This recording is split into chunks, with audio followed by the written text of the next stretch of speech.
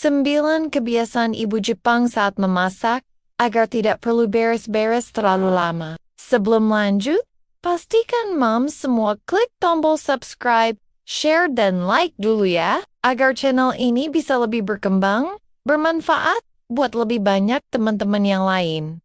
Terima kasih, dan yuk lanjut deh. Halo Moms semua, semoga semuanya sehat selalu ya. Siapa sih yang gak pengen nangis?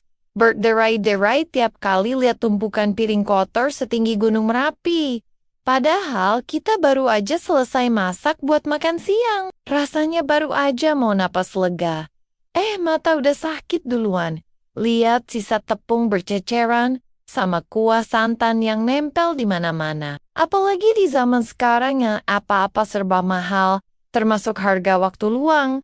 Kita buat sekadar bahan cantik. Fenomena dapur berantakan ini emang jadi musuh nomor 1 emak-emak seluruh dunia. Tapi ternyata, ibu-ibu di Jepang punya rahasia magis. Biar dapur mereka tetap kinclong kayak set drama Korea, tanpa perlu drama cuci piring seharian. Menurut sebuah artikel di majalah gaya hidup Jepang yang pernah aku baca, kunci utama mereka bukan karena punya pembantu robot dari masa depan, tapi karena prinsip manajemen gerakan yang sangat efektif saat memegang sudut dapur. Rahasia pertama yang wajib kita contek adalah kebiasaan mencuci peralatan masak segera setelah selesai dipakai, alias tanpa nunggu semua masakan benar-benar matang. Sambil nunggu sayur sop mendidih atau nasi di rice cooker siap. Jangan malah habiskan waktu buat main handphone, scroll media sosial,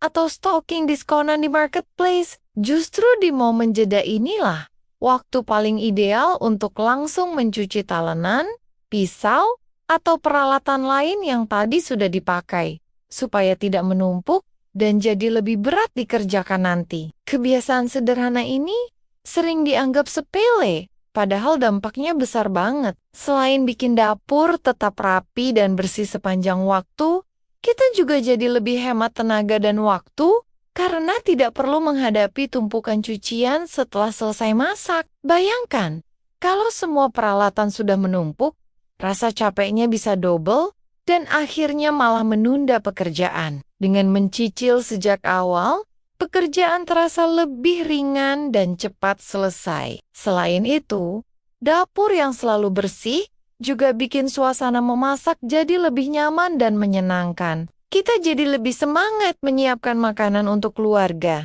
tanpa merasa terbebani. Bahkan tanpa disadari, kebiasaan ini juga bisa membantu kita lebih disiplin dan teratur dalam mengelola rumah tangga. Jadi, mulai sekarang, yuk biasakan untuk langsung cuci peralatan masak di sela-sela waktu menunggu. Simple, tapi efeknya luar biasa.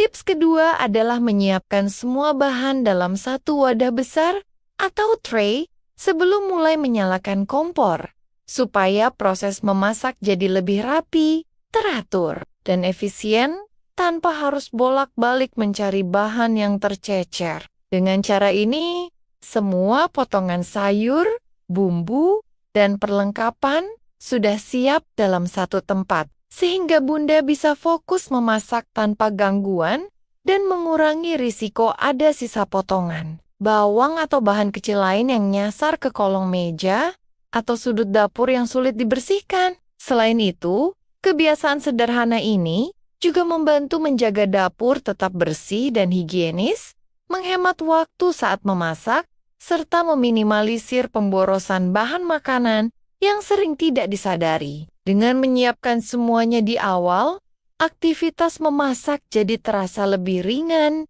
cepat selesai, dan pastinya lebih nyaman karena dapur tetap rapi sepanjang proses berlangsung. Ketiga, ibu Jepang selalu menyediakan satu mangkuk sampah kecil di atas meja dapur buat nampung kulit bawang dan potongan sayur supaya nggak bolak-balik ke tong sampah besar yang bikin lantai becek. Mereka sangat disiplin soal penggunaan alat masak yang multifungsi demi meminimalisir cucian kotor yang menumpuk di wastafel. Lanjut ke rahasia kelima, yaitu selalu membersihkan cipratan minyak atau kuah detik itu juga saat terkena kompor.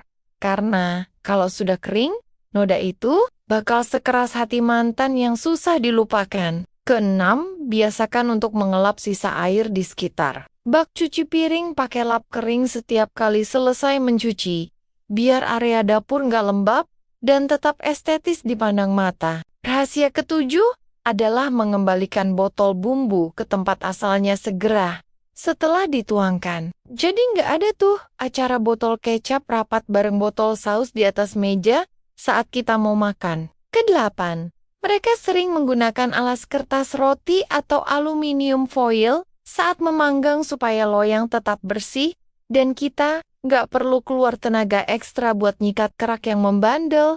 Terakhir, atau rahasia kesembilan, adalah teknik merapikan dapur secara bertahap dalam hitungan detik setiap kali ada jeda waktu saat proses memasak berlangsung. Jadi, setiap kali menunggu air mendidih, menanti minyak panas, atau saat masakan sedang dimasak, manfaatkan momen singkat tersebut untuk langsung membereskan peralatan yang sudah tidak digunakan, mengelap permukaan meja, atau membuang sampah kecil yang terlihat. Kebiasaan sederhana ini mungkin terlihat sepele, tetapi jika dilakukan secara konsisten, dapur akan tetap rapi tanpa perlu waktu khusus untuk bersih-bersih besar. Selain itu, cara ini juga membantu mengurangi rasa lelah setelah memasak karena pekerjaan tidak menumpuk di akhir. Dengan teknik ini, aktivitas memasak jadi lebih nyaman, efisien, dan dapur selalu dalam kondisi bersih serta siap digunakan kapan saja. Kalau dipikir-pikir ya Bu, kadang kita ini terlalu ambisius mau jadi koki bintang 5, tapi manajemen kebersihan kita masih sekelas warung pinggir jalan yang lagi rame-ramainya. Kita sering menyalahkan panci yang banyak, padahal tangan kita sendiri yang males gerak. Dikit buat langsung nyuci. Karena prinsip nanti saja, itu adalah jebakan Batman yang paling nyata buat ibu rumah tangga. Tapi nggak apa-apa.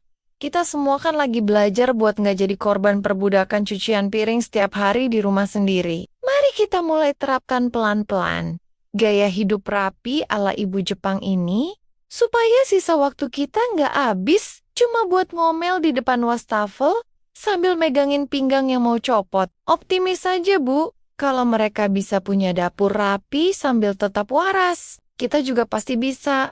Asal niatnya bukan cuma sekadar wacana di grup WhatsApp saja. Gimana Bu? Kira-kira poin nomor berapa nih yang paling susah dipraktekin di dapur masing-masing atau malah ada tips lain yang lebih ampuh? Terima kasih Mom, semua sudah menemani dan mendengarkan ceritaku sampai akhir. Sampai ketemu lagi di video-video berikutnya. Jangan lupa share video ini ke teman-teman.